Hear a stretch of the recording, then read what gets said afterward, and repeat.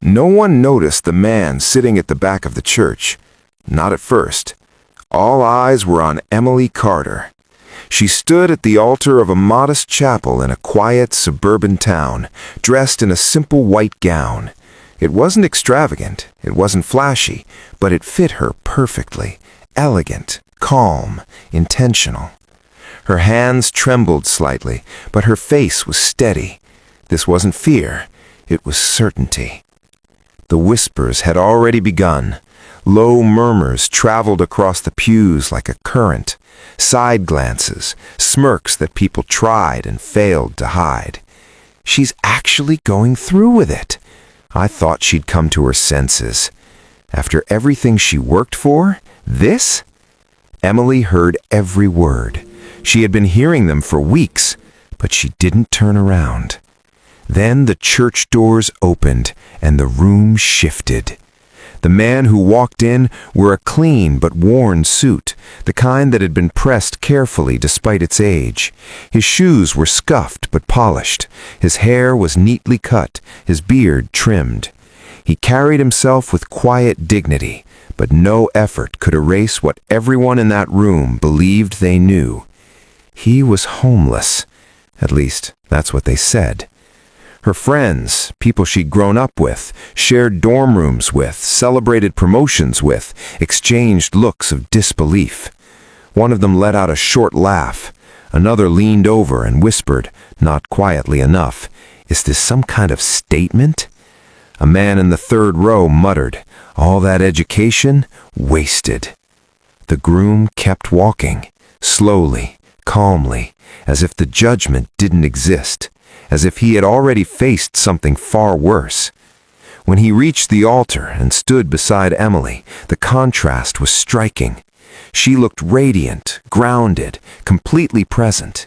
He looked unacceptable, and that was the problem. Emily hadn't always been this woman. Once she had lived exactly the life everyone expected of her.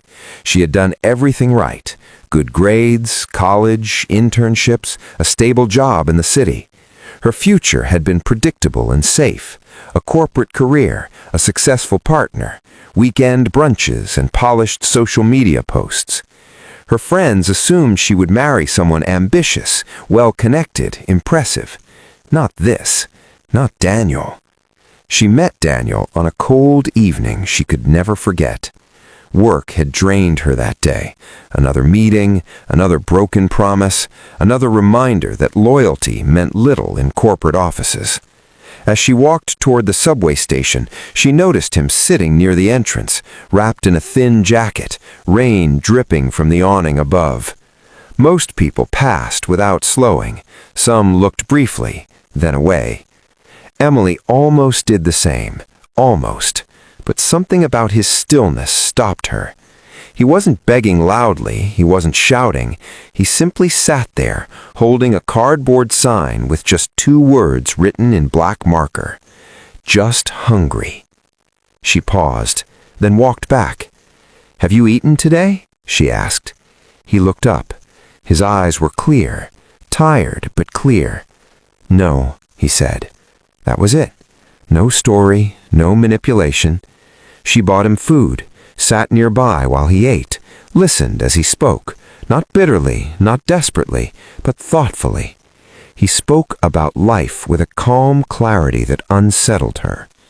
That night, Emily went home restless, not because she felt sorry for him, but because something inside her had shifted. She started returning to that subway station. At first, she told herself it was charity, then curiosity. Eventually, it became something else. Daniel was unlike anyone she had ever known. He listened carefully. He spoke deliberately. He never asked her for money, never tried to impress her, never acted entitled to her time. When she finally asked how he ended up on the streets, he didn't dramatize it. "I trusted the wrong people," he said, and stayed silent too long. There was more behind those words. She could feel it, but she didn't push. When Emily told her friends about him, the response was immediate. "A homeless guy?" Someone laughed.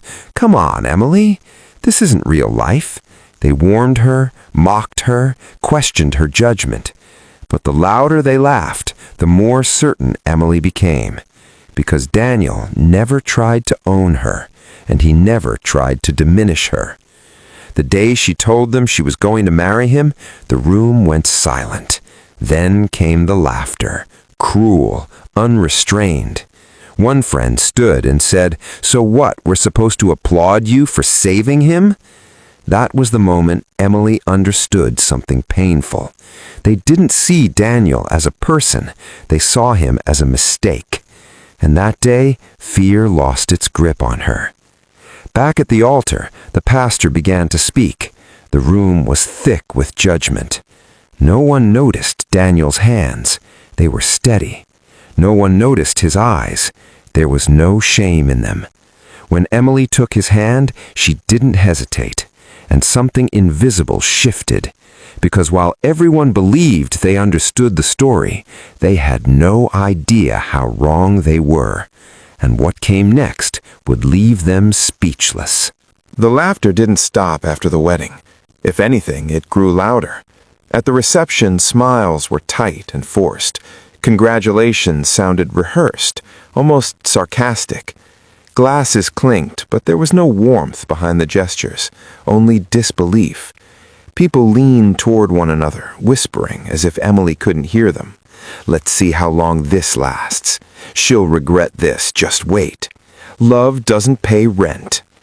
Emily heard every word. She always had.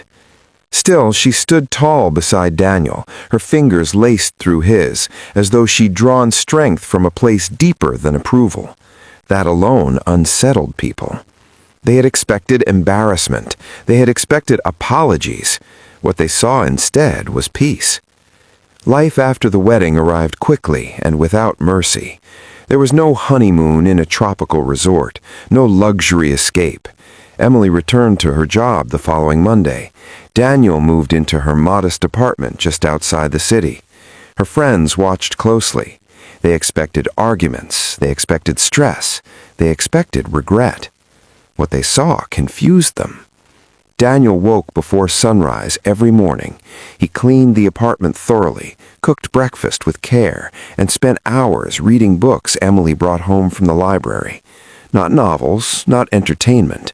Economics, business strategy, systems design, history. One evening, Emily paused at the doorway and watched him quietly. He sat at the small dining table, glasses resting on his nose, papers spread neatly in front of him, studying charts with quiet intensity. "You don't have to do all that," she said gently. He looked up and smiled. "I like understanding how things work," he said. "It keeps me grounded." That answer stayed with her. The outside world, however, was less forgiving. At gatherings, Daniel was either ignored entirely or spoken to with a strange politeness, like someone people didn't expect to matter. "So, what do you do?" someone asked one evening, lips curled slightly. "I'm rebuilding," Daniel replied calmly. A few people laughed, as if rebuilding was a fantasy. The first real shift came when Emily fell ill. It wasn't serious, but it drained her. Fever, weakness, dizziness. She expected to manage alone while Daniel searched for work. Instead, he surprised her. He cooked meals she didn't remember teaching him, managed her medication schedule, spoke gently, reassuring her when anxiety crept in. He stayed awake through the night, checking her temperature, adjusting blankets, making sure she slept comfortably. When she asked how he knew what to do, he paused. "I used to take care of people," he said quietly. "Used to." That word lingered. Money soon became the next point of attack. Emily's salary covered the basics, but barely. Her friends were relentless. "This is exactly what we warned you about. You can't build a future on feelings." And then something unexpected happened. Daniel found work. Not retail, not labor, consulting. It started with a chance conversation in a coffee shop. A small logistics firm overheard him discussing operational inefficiencies with the barista, casually, thoughtfully. They hired him temporarily. They didn't expect much. By the end of the week, they were stunned. Daniel reorganized their systems, identified issues they'd ignored for years, increased productivity almost immediately. They paid him quietly and generously. Emily didn't ask questions, but her friends noticed. At a dinner gathering she nearly skipped. The tone had changed. "You look different," one of them said, studying Emily carefully. She did. Calmer, more confident, happier. Another leaned in. "So what exactly does Daniel do now?" Emily smiled politely. "He works." That was all. And for the first time, no one laughed. Still, Daniel avoided attention. He declined invitations, worked quietly, studied late into the night. Sometimes Emily woke to find him standing by the window, staring out at the city lights, lost in thought. "Do you ever miss your old life?" she asked one night. He turned slowly. "Yes," he said, "but not the way people think." Then the real test came. Emily lost her job. Downsizing, budget cuts. Her name was on the list. Word spread fast. "This is it," someone whispered. "They're finished." But Daniel didn't panic. He held her hands and said calmly, "Trust me." Over the next few days, he made calls. Not many, but very specific. Conversations were short, controlled, intentional. Within 2 weeks, Emily had 3 job offers, better roles, better pay. People started asking questions. Who was Daniel really? The mockery faded into confusion. Confusion turned into curiosity. Curiosity turned into discomfort, because the man they had dismissed as worthless was quietly becoming impossible to ignore. And the more successful Daniel became, the less he explained himself, which made people uneasy, because secrets are more frightening than failure. One evening, Emily overheard a conversation she wasn't meant to hear. 2 of her friends spoke in hushed voices. "There's something off about him. Yeah, people don't just come back from homelessness like that. What if he's hiding something?" Emily didn't respond, but later that night she asked Daniel directly. "Who were you before?" she whispered. He was silent for a long moment. Then he said, "I'll tell you when the time is right." And in that moment, Emily realized something important. Whatever Daniel lost, it wasn't intelligence, it wasn't dignity, it wasn't strength. It was something far bigger. And whatever it was, the world was about to find out. The first person who recognized Daniel didn't do it loudly. There was no dramatic gasp, no public confrontation, just silence. It happened in a downtown office building Emily had never been inside before. She had accompanied Daniel that morning because he'd asked her to. That alone was unusual. Normally, he handled his work quietly, independently, without involving her. But that day, something about his tone felt different, measured, cautious. The building was tall, glass-covered, and intimidating. Security guards stood stiffly at the entrance. Employees walked briskly, dressed in suits that whispered authority and money. Emily felt out of place. Daniel didn't. As they stepped inside, his posture changed, not dramatically, but subtly. His shoulders straightened. His walk became purposeful, calm, controlled, like someone returning to familiar ground. They checked in at the front desk. The receptionist glanced at Daniel's name, paused for half a second too long, then smiled politely and handed them visitor badges. They were led upstairs to a conference room, and that was when it happened. A man in his late 50s entered the room mid-conversation, phone pressed to his ear. He stopped walking the moment his eyes landed on Daniel. The phone slipped from his hand. "Daniel?" he whispered. The room went still. Daniel turned slowly. "Yes," he said. The man's face drained of color. "It's really you." Emily's heart pounded. She had never seen this reaction to Daniel before. Not surprise, not curiosity, recognition. The meeting that followed was short, too short. No contracts were discussed, no introductions made. The man excused himself repeatedly, visibly shaken, apologizing more than once. When they finally left the building, Emily couldn't hold it in. "Who was that?" she asked. Daniel didn't answer right away. "He used to work for me," he said quietly. She stopped walking. "For you?" Daniel nodded once. That was when Emily understood something fundamental. Daniel hadn't fallen from the bottom. He had fallen from the top. Word travels fast in certain circles. By the end of the week, people who once ignored Daniel were suddenly curious. Invitations appeared, phone calls came in, subtle attempts at reconnection, and with them came rumors. "He used to be someone important. I heard he ran a major company." "No way, that's impossible." But the whispers didn't stop. They grew.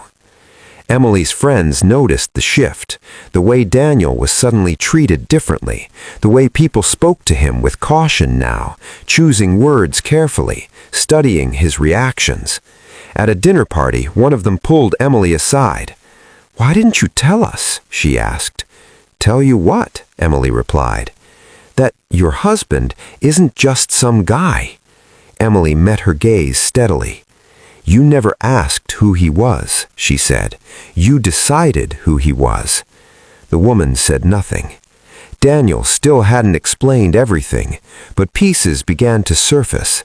Emily learned that Daniel had once founded a company that grew faster than anyone expected, that he had trusted partners who betrayed him quietly and legally, that lawsuits, silence, and pride had pushed him out of everything he built.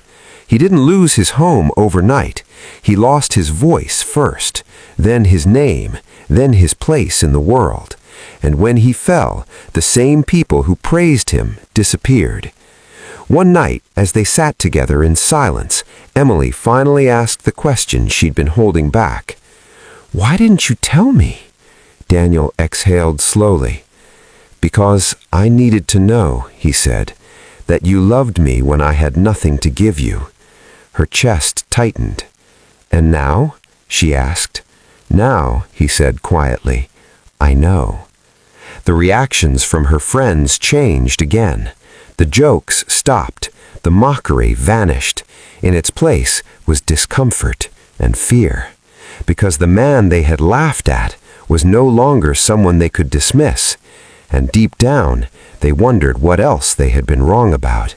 Then came the invitation, a formal event, high profile, exclusive. Daniel was listed as a guest of honor.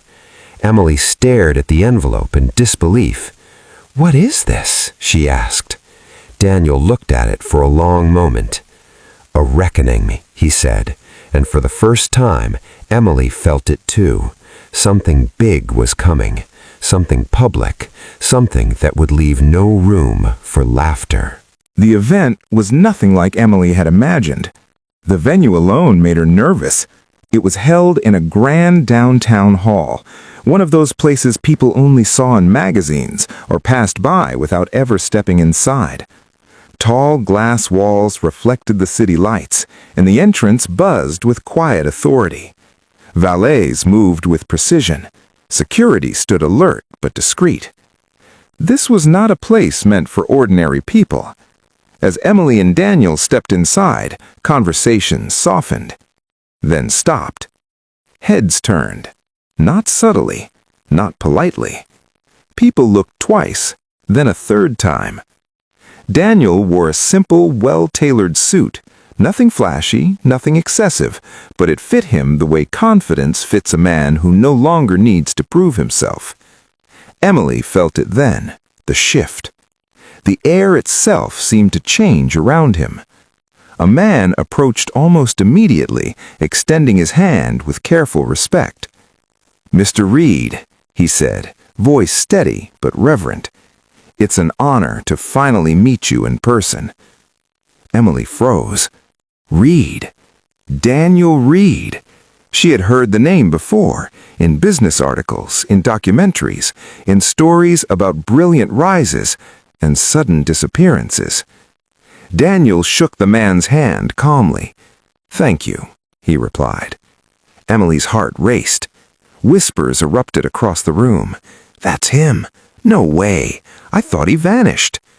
Daniel Reed, the founder who built a multi-million-dollar tech infrastructure company from nothing. The strategist known for refusing corrupt deals. The man whose sudden downfall had puzzled an entire industry years ago. The same man people once called homeless. Emily felt dizzy. She turned to Daniel, searching his face. He met her gaze gently. "I wanted you to hear it from the world," he said quietly. "Not from rumors." Across the room, Emily spotted familiar faces, her friends. They stood frozen, staring. The same women who had laughed, mocked, whispered behind her back. One of them dropped her glass. Another covered her mouth in disbelief. Their expressions were no longer smug. They were terrified. The host stepped onto the stage. "Ladies and gentlemen," he announced, "tonight we recognize someone whose absence was felt long before his return." The room grew silent. "We welcome back Daniel Reed." Applause erupted, not polite applause, standing ovation. Emily's chest tightened as Daniel walked forward, calmly, confidently, like a man reclaiming space he never truly lost. When he began to speak, the room leaned in. "I disappeared because I needed to," he said evenly. "I built something powerful once, trusted the wrong people, lost everything that mattered." A pause. "And when I had nothing," he continued, "I learned something no success could have taught me." Silence. "I learned who saw me and who only saw my value." Emily felt tears burn her eyes. Daniel's gaze moved across the room, briefly, purposefully. His eyes landed on Emily's friends. They couldn't look away. "She married me when I had no name, no money, no influence." The room shifted. "She didn't save me. She saw me." The applause that followed was thunderous. Later that night, Emily's friends approached her, slowly, carefully. We didn't know," one of them said. Emily smiled sadly. "That was never the problem," she replied. They stood there, humiliated, because now they knew. Outside, as they walked toward the car, Emily finally asked, "Do you regret it, losing everything?" Daniel looked at her. "No," he said softly, "because losing it showed me what mattered." He took her hand, "And it led me to you." The city lights reflected in the grass behind them, and somewhere among the people who once laughed, regret settled in deeply. The applause faded. The lights dimmed, but the weight of that night did not disappear. It followed everyone home, especially those who had laughed the loudest. In the days that followed the event, Daniel's return became public knowledge. Articles appeared, interviews resurfaced, old footage circulated online, Daniel Reed speaking confidently at conferences, shaking hands with industry leaders, standing beside logos that once defined innovation. People who had ignored him now claimed they had always admired him. People who mocked him now pretended they had supported Emily all along. But memory is stubborn, and truth has a way of lingering. Emily noticed the change immediately. Messages flooded her phone, invitations from people who had once excluded her, apologies wrapped in excuses, compliments that felt forced. One message stood out. It was from the friend who had mocked her the most. "I didn't know," it read. "I'm sorry. I judged too quickly." Emily stared at the screen for a long time. Then she set the phone down without replying, because some apologies come too late. Daniel, meanwhile, moved carefully. He didn't rush back into the spotlight. Instead, he chose his steps deliberately. He turned down several offers, declined flashy interviews, avoided public spectacle. When Emily asked why, he answered simply, "I already know what applause feels like." He began rebuilding, but differently this time. He partnered with people who valued integrity over image. He funded programs quietly, initiatives that helped people who had fallen through the cracks the way he once had. And he never spoke publicly about his time on the streets, not once. One afternoon, Emily ran into her old circle at a cafe. The atmosphere was awkward. They spoke politely, carefully. No one joked anymore, no one mocked, but something had shifted permanently. They were no longer equals, not because of money, but because of growth. Emily listened more than she spoke, and when she left, she felt light. That evening, she and Daniel sat together on their balcony, watching the city soften as night settled in. "Do you ever think about how close you were to losing everything?" Emily asked quietly. Daniel smiled. "I did lose everything," he said. "That's how I found what couldn't be taken." She leaned against him. "And what was that?" "Perspective," he said. "And you?" Months passed, then a year. Daniel's work flourished steadily, not explosively, but solidly. Respect replaced hype. Trust replaced noise. Emily thrived in her career too, no longer chasing approval, no longer shrinking herself to fit into rooms that had once dismissed her. They built a life grounded not in appearances, but in understanding. One evening, Emily received another message, this time from someone she hadn't expected. "I still think about what I said," the message read. "I was wrong." Emily read it once, then she closed the app, because forgiveness does not require reopening doors. On a quiet weekend morning, Emily and Daniel returned to the subway station where they first met. The city buzzed around them, unaware. Daniel stood still for a moment, eyes thoughtful. "Do you miss it?" Emily asked gently. "No," he said, "but I respect it." He dropped a folded note into the hand of a man sitting near the entrance. No explanation, no recognition, just kindness. That night, as they prepared for bed, Emily asked the question that once frightened her. "If you had to choose again," she said softly, "everything you lost or the life you have now?" Daniel didn't hesitate. "This," he said, "always this." Somewhere, her former friends watched from a distance, from social media, from whispers, from regret. They had laughed at a man they did not understand. They had mocked a woman who saw beyond appearances, and they had learned, too late, that value is not always visible. Because sometimes the richest man in the room is the one who has nothing to prove. And sometimes the greatest shock is discovering that love saw what pride could not.